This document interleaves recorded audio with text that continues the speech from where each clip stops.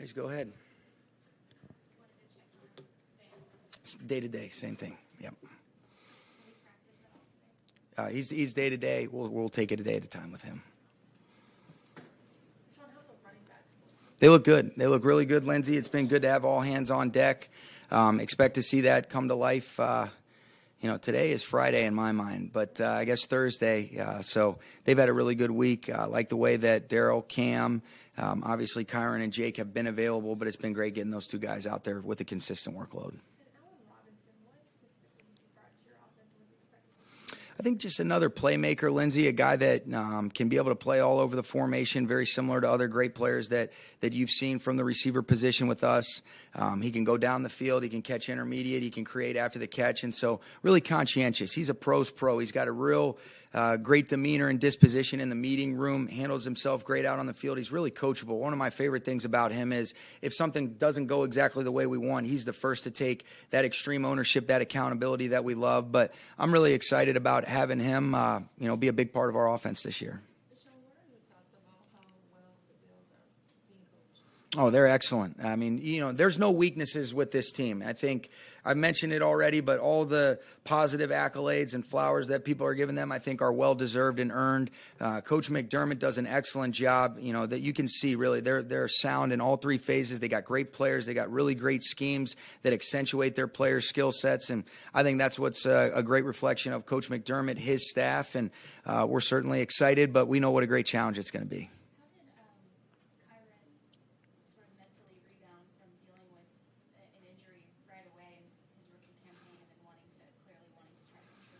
Yeah, I think the first thing about this guy, Jordan, that you guys probably saw even when he was drafted, I mean, the game's really important to him, and he's going to pour everything into it. He's so committed. He's a very mature rookie, mature beyond his years, and so he was disappointed at first for sure, but then I think his mindset immediately pivots to, I'm just going to attack this rehab the right way, and when I get back, I'm going to be ready to go.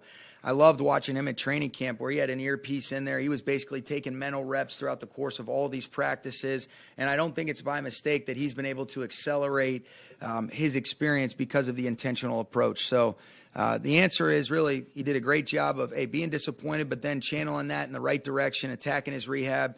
And, whether you look at it as fortunate or unfortunate, with Daryl and Cam having a minimized workload, with them missing some time with the soft tissue, he got a lot more work than probably what we had ever planned. And I think he showed why he was ready for the challenge. Coach, when you look at this running back, where you're talking about Daryl, you're talking about Cam, is there any type of new type of program as far as making sure that they stay healthy, be able to contribute the way that you see fit to contribute into this offense? Yeah, it's a good question, Nick. I think from a programming standpoint, Reggie and his group have done a great job of being intentional about, all right, what are the ways that, especially in a position that takes such a pounding, that we can make sure that we're doing everything to surround and build up the armor that's necessary to avoid some of the things that we can control. And so there is a specific program in place as it relates to both of those guys, from a pre-practice, a post-practice, recovery, all those types of things. As far as how the games unfold, you guys know, we have plans, but we never just pigeonhole ourselves into one plan. But when both those guys are involved, good things are happening for the Rams. So last week, you guys brought in a motivational speaker, Eric Thomas. What was it about him that you felt would be necessary for you to have your team and yourself listen to him? And what nuggets did you take from him, and how was he impacting to you all? Yeah, he's a guy, when you look at, we haven't had a whole lot of people come in and speak to our group, whether it's the John Gordons, the Inky Johnson, and he's a guy that, when you pull videos of a guy that demonstrates resilience, overcoming adversity, having some charisma and some swag that guys can really relate to, I think Eric checks all those boxes. And his values, the messaging is very much in alignment with the things that we value. And so, it was kind of an all-encompassing, did a great job. The guys were really locked into it. And really, I think it's just more of a fit and kind of a similar value system that we both have. Sean, if Ben is unavailable this Thursday, what have you seen from Ben and Tutu, and what would that mean for them? Yeah, and Brandon Powell as well. I think just those guys have gotten a lot of opportunities. Similar to what we were talking about with Kyron, Van's absence, you want Van out there, no doubt about it, but it does provide an opportunity for those guys to get reps that they wouldn't get otherwise. And so you've seen them, attack it the right way. I think Eric Yarber and Greg Olson have done a phenomenal job of helping those guys continue to accelerate their growth and development. And if they have to play a lot more snaps, we're very confident in them to be able to answer the bell.